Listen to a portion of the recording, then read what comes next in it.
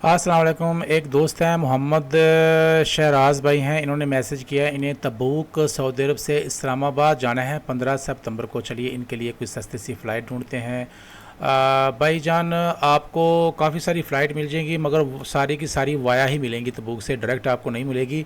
तो ये कुछ फ़्लाइट्स हैं, मैं आपको बता देता हूँ। सबसे पहले तो एमरेट्स एयरलाइन है, ये महंगी है, इसको छेड़ दें। 615 है, छोड़ दें इसको। सरीन एयरलाइन है, ये भी महंगी है, ये 480 की तकरीबन मिलेगी, इसको भी छोड़ दें। फ्लाई नास, ये एक फ़्लाइट है जो कि 8 बज के सुबह अर्ली मॉर्निंग, यानी कि सुबह फर्स्ट टाइम है, ये 8:10 पे चलेगी। तबूक से रियाद आएगी। रियाद में ये 17 घंटे इसका स्टे होगा। फिर ये दोबारा वहाँ से चलेगी, इस्लामाबाद आएगी और तकरीबन ये असर से पहले 3:25 पे इस्लामाबाद पहुँच जाएगी। तो ये आपको 358 सऊदी रियाल में मिल जाएगी। सबसे सस्ती फ़्लाइट यही है और इसमें सीटें भी अवेलेबल हैं।